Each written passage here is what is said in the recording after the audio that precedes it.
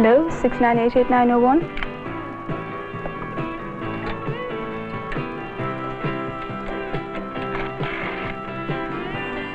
I'm afraid my train's been cancelled again.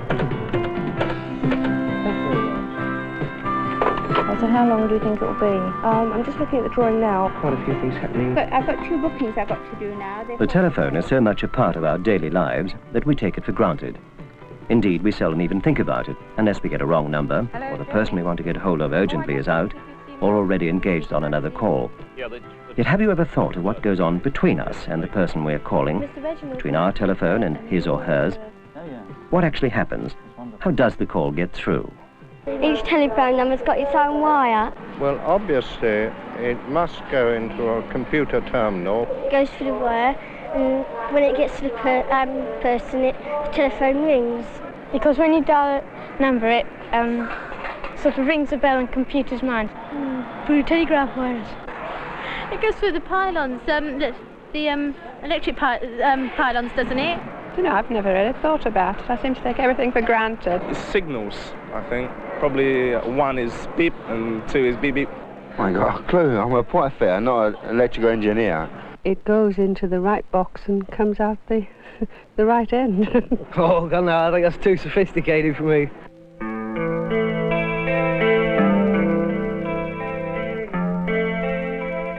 This is a modern telephone switching centre, an international gateway, handling many thousands of our calls every hour, every minute even. Yet the telephone is only just over 100 years old.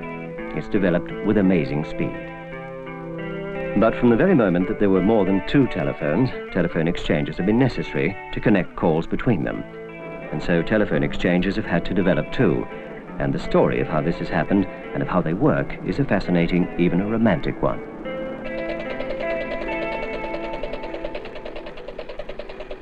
Originally, all the wires from telephones led overground to the exchanges, high above the rooftops, and operators at that time connected all the calls. You simply asked for the number you wanted, and the wire from your telephone was connected to the wire leading to the telephone you wanted to call. Yes, sir. What number did you require? The plug put in by the operator was the connection between the 2 lines, between you and the person you were calling. Just ringing for you, sir.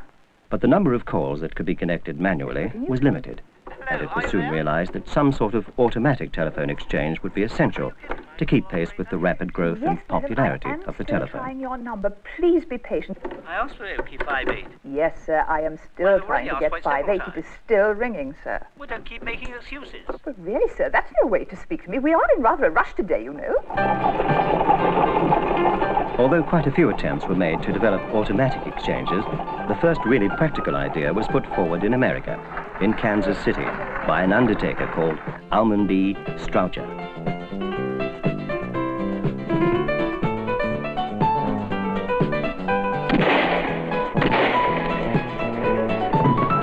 Strowger was worried that he was losing business. As an undertaker, he thought that when people wanted to telephone him to arrange a funeral, his competitors bribed the operators to divert the calls to them instead, and so he lost business. He was determined to invent something that would work automatically. So Almon B. Strowger came up with the first really practical way of connecting telephone calls automatically. And thanks to his ingenuity and foresight, many exchanges based on his switching principles are still in use throughout the world today, over 90 years later. But how does it work? How was the Kansas City undertaker able to devise a system that not only formed the basis of all early exchanges, but also established principles in automatic telephony that apply today? Well, what Strowger had done was really to devise an automatic switch, a selector, that could make connections automatically.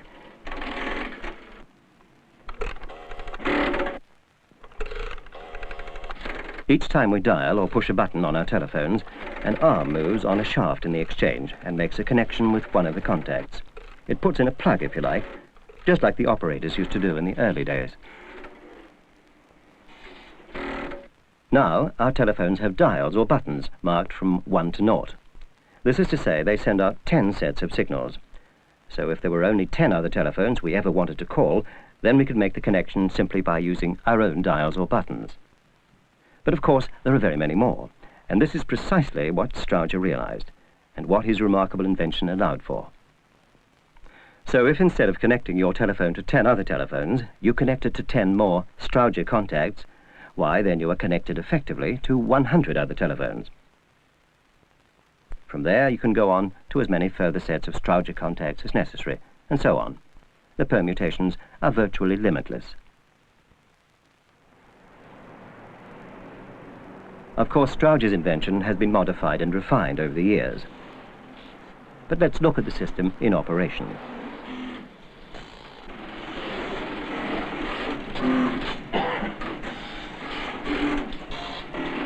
In this exchange, the sets of contacts in each of these banks of equipment can handle quite literally hundreds of thousands of our calls.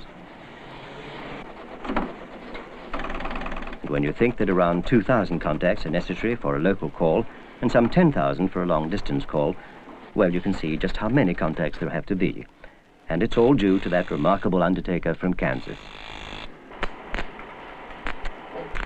But Strowger equipment can get worn or dirty, despite maintenance efforts.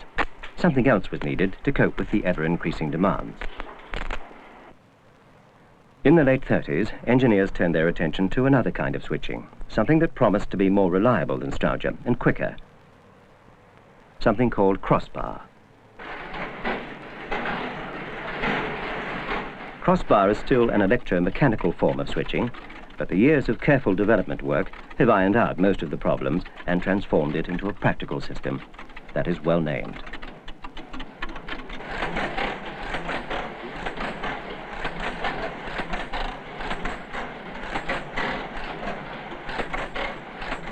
When calls come into a crossbar exchange, small electromagnets are energized, causing the horizontal and vertical bars to operate in sequence.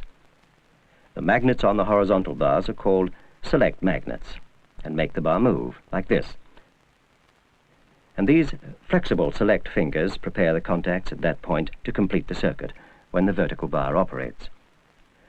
So when our call comes in, the bars move accordingly, operate the contacts, and connect us to the number we want.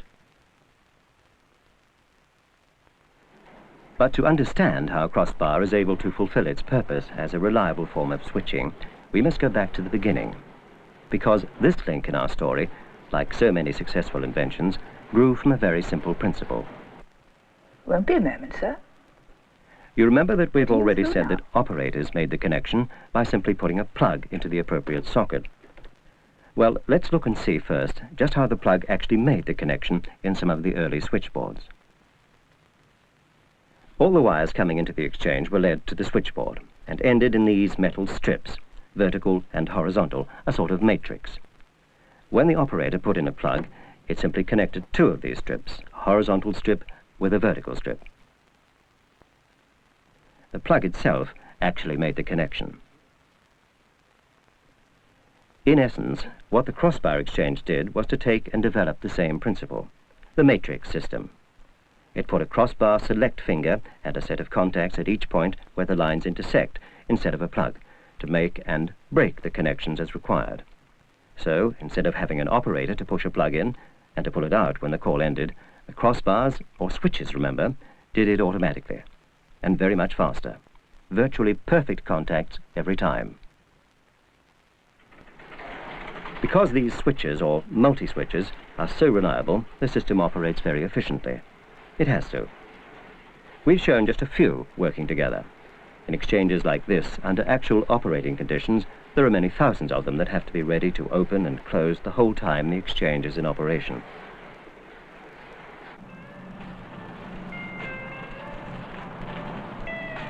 But nothing ever stands still. If it did, we'd all be running around covered in woad or something.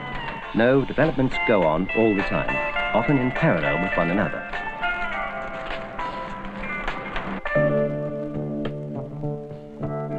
Nowadays, electronics help us in all sorts of ways. They've come to our aid in this part of the century, all right. Indeed, we're so accustomed to them now that it's becoming difficult to remember what it was like before. On the M1 this morning at junctions 16 and 32. Letter to the Baltic Trading Exchange. Telephone engineers were in at the very beginning of this revolution, with electronic exchanges. Why, the transistor was even invented in the Bell Telephone Laboratory. Telephone engineers were quick to realize the enormous advantages, the sheer capabilities of electronic equipment. As we've seen, crossbar was and still is efficient, but electronics, especially new generation electronics, offer so much more. Because modern electronics have given us more efficient, smaller switches.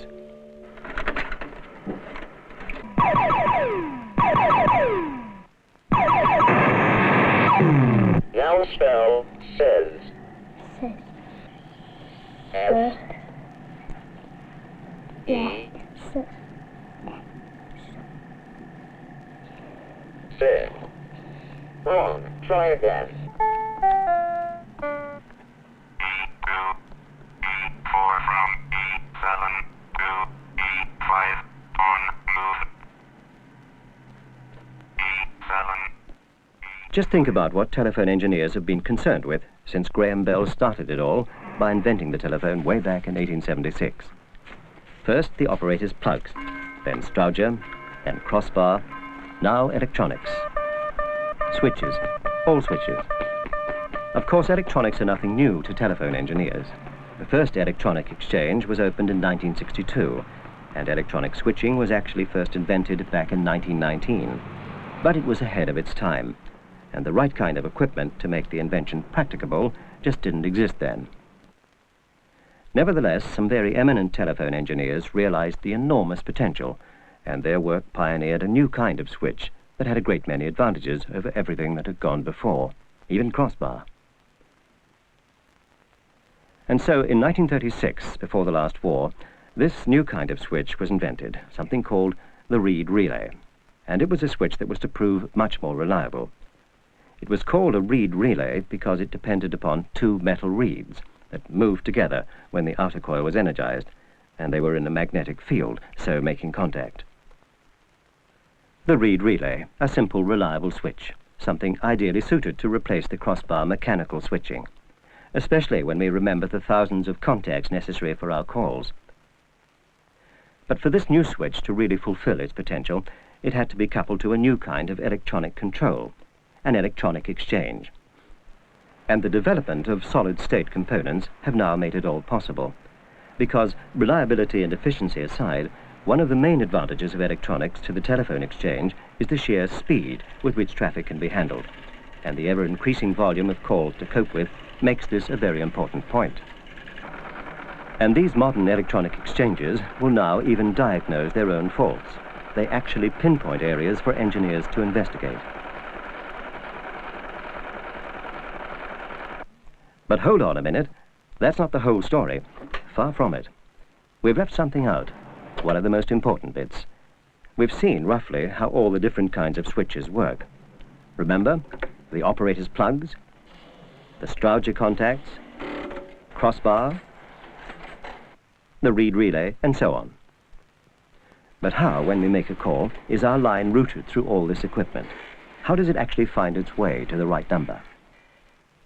Well, when we lift the receiver and dial a number, the first thing that happens in the exchange to which our telephone is connected is that the signals from our telephone, our instructions if you like, go into something called a common control unit.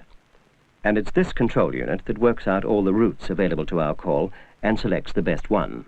It's a kind of computer if you like, and it works just as fast. It has to. For you and I, this means that the moment the control system has set up one call, it can be released to be ready for the next one, and so on, minimizing delays. The control unit is in complete charge, and it guides our call through all the switching stages, perhaps even passing the call on to other exchanges and other control units if necessary, sometimes in other countries.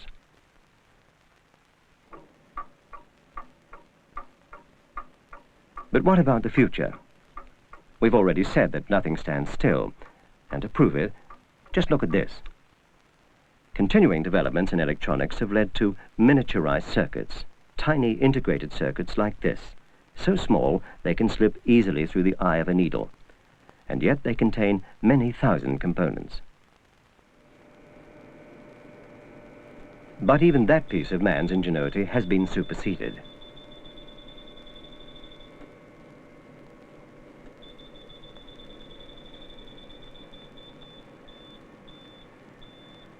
To see one of the future ways that telephone exchanges will be developing, we're going to have to look through a microscope, a very powerful electron microscope, to magnify what we're looking at many thousand times, because the switches of the future are so minute.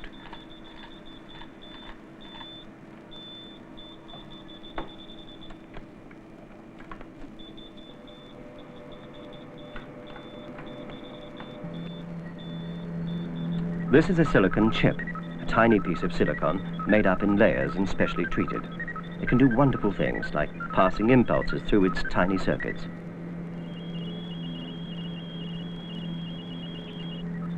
A chip this size actually contains around 10,000 switches. And in telephone exchanges, the chip is replacing the reed relay, giving us a new generation of exchanges known as System X. These new exchanges will route our calls at almost the speed of light, around 186,000 miles per second. And they'll provide a range of facilities hitherto unobtainable, because this is the future of our 6,300 telephone exchanges.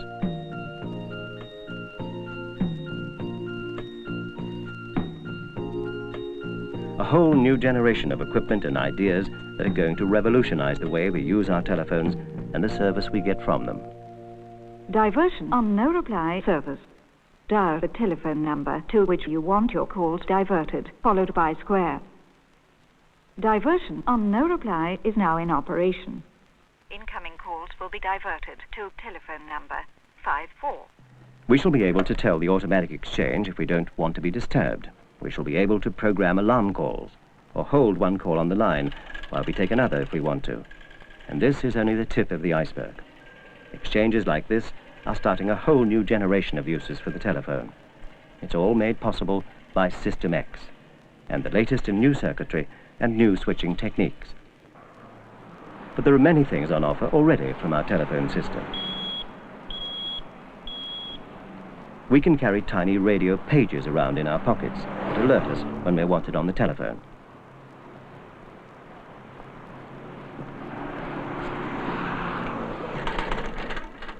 The telephone system can already carry the printed word. And it can also transmit drawings and pictures along telephone lines, all with the speed of light.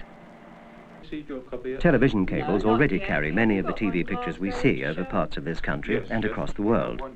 And now conferences between businessmen in different cities can be arranged by contravision. Yes, very involved, very high peaks. Above 25 on the chart, you've got some very thin trend lines. Is there any significance between the trend line and the very base line? Yes, well, we think... Contravision is a form of closed-circuit TV developed by British Telecom. By using both cables and microwave links, these carry picture and sound and enable people to talk together quite freely and easily in different cities. You'll find that as they come near the end of the... Enable them to talk together and to see one another, although they may be very many miles apart. Taken away. Did you realize that callers in African countries often have their calls routed through here, routed through this switching centre in London, and then back again to Africa? Transatlantic calls are also often flashed across to this switching centre and then back again across the Atlantic, all the way to South America perhaps, again at the speed of light itself. Yes, we've come a long, long way since the first operator put in the first plug in the first telephone exchange. 29. Yes, sir, just one moment, please. 438. Yeah. For which country, please? Of course, we shall always need operators in any telephone system. Operators to handle emergencies, to help with problems, and to provide a personal service. But the increase in telephone traffic is so enormous that it would now require the entire population of London to act as operators just to connect all the calls made daily. Is there no number on the box? Yes, what number? Right, just one moment. The world telephone network has grown to a giant. More than 400 million subscribers who can simply pick up a telephone, dial a few numbers, and be connected within a few seconds to any of the others. That's communication for you. In just over 100 years, the telecommunication network has become the largest machine man has ever built. And it's still growing, still adding to the things it can do for us. What will it do in the next 100 years? Who knows? We can only guess at some of the things that will be done by telephone exchanges as yet unbuilt. Only one thing is certain. The telephone system will always serve us because it is always dependent upon the people who use it. and it always will. The electricity goes through the wires, and then when it gets to the person, it goes off.